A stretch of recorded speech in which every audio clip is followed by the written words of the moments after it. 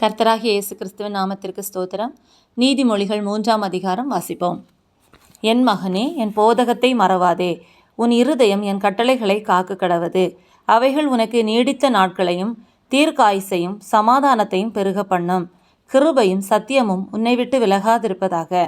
நீ அவைகளை கழுத்தில் உண்டு, அவைகளை உன் இருதயமாகிய பலகையில் எழுதிக்கொள். அதனால் தேவனுடைய பார்வையிலும் மனுஷருடைய பார்வையிலும் தயையும் நற்புத்தியும் பெறுவாய். உன் சுய புத்தியின் மேல் சாயாமல் உன் முழு இருதயத்தோடும் கர்த்தரில் நம்பிக்கையாயிருந்து உன் வழிகளிலெல்லாம் அவரை நினைத்துக்கொள். அப்பொழுது அவர் உன் பாதைகளை செவ்வைப்படுத்துவார். நீ உன்னை ஞானியென்று எண்ணாதே. கர்த்தருக்கு பயந்து தீமையை விட்டு விலகு. அது உன் நாபிக்கு ஆரோக்கியமும் உன் எலும்புகளுக்கு ஊனுமாகும். உன் பொருளாலும் உன் எல்லா விளைவின் முதல் பலனாலும் கர்த்தரை கனம் பண்ணு. அப்பொழுது உன் களஞ்சியங்கள் பூரணமாய் நிரம்பும். உன் ஆலைகளில் திராட்சரசம் புரண்டோடும். என் மகனே, நீ கர்த்தருடைய சிற்சையை அற்பமாக எண்ணாதே. அவர் கடிந்து கொள்ளும்போது சோர்ந்து போகாதே.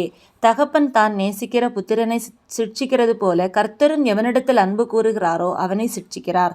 ஞானத்தை கண்டடைகிற மனுஷனும் புத்தியை சம்பாதிக்கிற மனுஷனும் பாக்கியவான்கள்.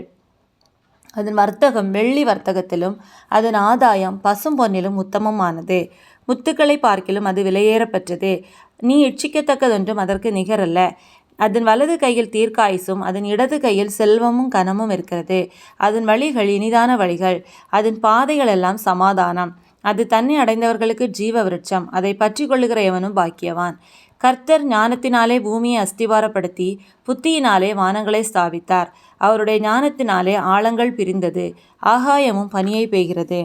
என் மகனே, இவைகள் உன் கண்களை விட்டு பிரியாதிருப்பதாக. மெய் ஞானத்தையும் நல்ல ஆலோசனையையும் காத்துக்கொள். அவைகள் உன் ஆத்துமாவுக்கு ஜீவனும் உன் கழுத்துக்கு அலங்காரமாயிருக்கும். அப்பொழுது நீ பயமின்றி உன் வழியில் நடப்பாய், உன் கால் இடராது.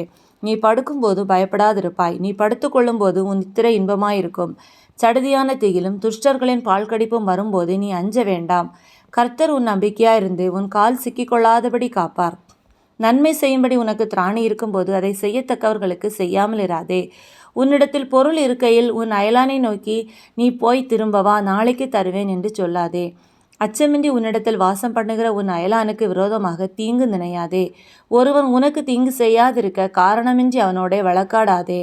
கொடுமை உள்ளவன் மேல் பொறாமை கொள்ளாதே. அவனுடைய வழிகளில் ஒன்றையும் தெரிந்து கொள்ளாதே.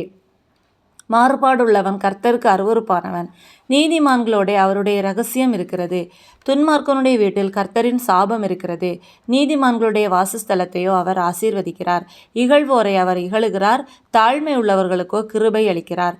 ஞானவான்கள் கனத்தை சுதந்திரிப்பார்கள், மதிகேடரோ கனவீனத்தை அடைவார்கள் என்பதே. தேவனே, உமக்கே மகிமை உண்டாவதாக. கர்த்தர் உங்களை ஆசீர்வதிப்பாராக. ஆமேன்.